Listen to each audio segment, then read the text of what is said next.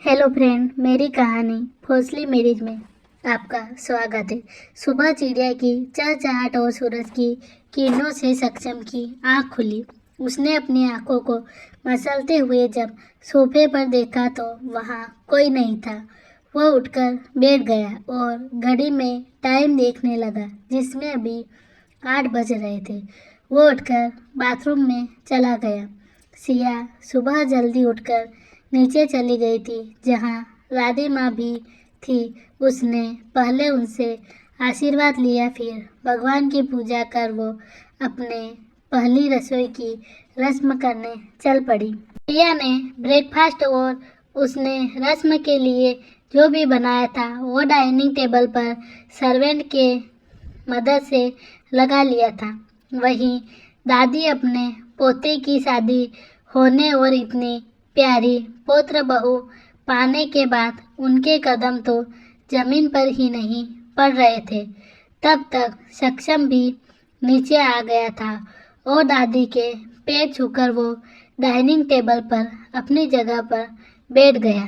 उसकी नजरें तो सिर्फ पलके झुकाए खाना सर्व करती सिया पर थी, जिसने उसे रोज की तरह ही एक बार भी नजर उठाकर नहीं देखा था। उसके चेहरे पर नहीं नवेली दुल्हन जैसी कोई भी रंगत ही नहीं थी। लाल सिंपल सी साड़ी पहने, हाथों में चूड़ा, गले में छोटा सा मंगलसूत्र, मांग में सक्षम के नाम का सिंदूर लगाए वो बहुत ही प्यारी लग रही थी। पर उसके चेहरे पर ना ही दुल्हन की तरह कोई शर्माहट थी और ना ही कोई चमक। दादी ने सिया के हाथ की बनी खीर की काफी तारीफ की थी और नेक के तौर पर उसे खानदानी कंगन दिए थे। वहीं सक्षम खामोशी से बस सिया को देखे जा रहा था। उसका ध्यान तब टूटा जब दादी माँ ने उसे सिया को गिफ्ट देने को कहा, जिस पर उसने उनकी तरफ देखकर मायूसी से कहा कि उसे इस रिवाज के बारे में नहीं पता था। वही सिया को उसकी इस बात पर भी कुछ खास बुरा नहीं लगा। तभी दादी ने उन्हें बताया कि 10 बजे तक उन्हें कुल देवता के मंदिर के लिए निकलना था। सक्षम अपने कमरे में तैयार होकर बैठा था। तभी सिया चेंजिंग रूम से बाहर आई। वो रूम के दरवाजे की तरफ ही जा ही रही थी कि सक्षम, जो कब से उसे खामोशी से देख रहा था, उसके पास आया और उसका हाथ पकड़ते हुए कबर्ड के पास ले आया। सिया ने उसकी क्रिया पर कोई प्रतिक्रिया नहीं दी और बस चुपचाप उसके साथ चल दी। कबर्ड के पास आकर सक्षम ने सिया का हाथ छोड़ा और कबर्ड खोलकर उसमें से एक ज्वेलरी बॉक्स निकाला और सिया को ड्रेसिंग टेबल के पास ले जाकर मिरर के सामने बिठा दिया।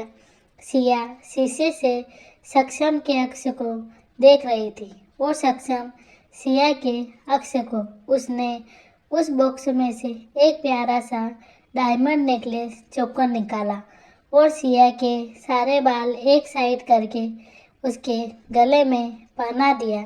उसने सिया के कंधों को पीछे से पकड़ते हुए मिरर में उसके अक्ष को निहारते हुए मुस्कुराते हुए पूछा, एक छोटा सा तोहफा तुम्हारे लिए, तुम्हें पसंद तो आया ना?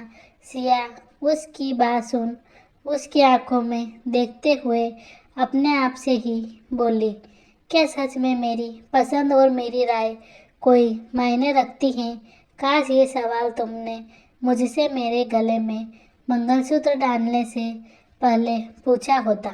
सिया ने सिर्फ हल्के से हाँ में गर्दन हिला दी और उठकर जाने के लिए आगे बढ़ गई। सक्षम भी बस उसे जाते देखता रहा। उसके आंखों में कुछ तो अजीब था। उसे देखते हुए दोनों नीचे आए और दादी माँ से मिलते हुए बाहर आकर कार में बैठ गए। सक्षम कार खुद ड्राइव कर रहा था। दोनों ने ही कुल देवता के दर्शन कर आशीर्वाद ले लिया था और वो दोनों ही वापस घर जाने के लिए कार की तरफ बढ़ रहे थे। पर तभी सिया का ध्यान न होने की वजह से एक पत्थर से उसके पैर की ठोकर हो गई। वो गिरती कि उसके साथ ही चल रहे सक्षम ने उसे थाम लिया। सिया ने सिर घुमाकर उसकी तरफ देखा तो वो उसकी तरफ ही देख रहा था।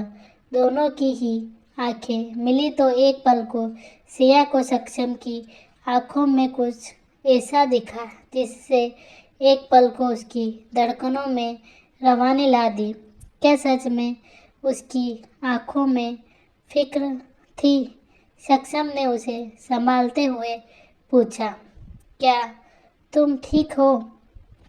उसके पूछने पर सिया सीधी खड़ी हुई और अपने हाथ सक्षम के हाथ से होले से निकाल दिया और आगे बढ़ने को हुई, पर पैर में चोट लगने की वजह से उसे दर्द हो रहा था जो उसके चेहरे पर साफ दिख रहा था। सक्षम ने एक नज़र उसे देखा, फिर उसके लड़खड़ाते पैर को देखते हुए वो आगे बढ़ा और बिना कुछ कहे उसे गोद में उठा लिया। उसकी इस हरकत पर सिया जैसे सकपका गई। उसने सक्षम की तरफ देखा जो उसी की तरफ देख रहा था, जिसे देख उसकी पलकें अपने आप ही झुक गई। सक्षम ने उसे कार की पैसेंजर सीट पर बिठाया और खुद ड्राइविंग सीट पर आकर बैठ गया।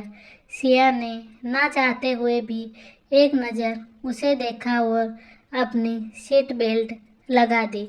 उसके बाद उसकी हिम्मत नहीं हुई फिर से सक्षम की तरफ देखने की।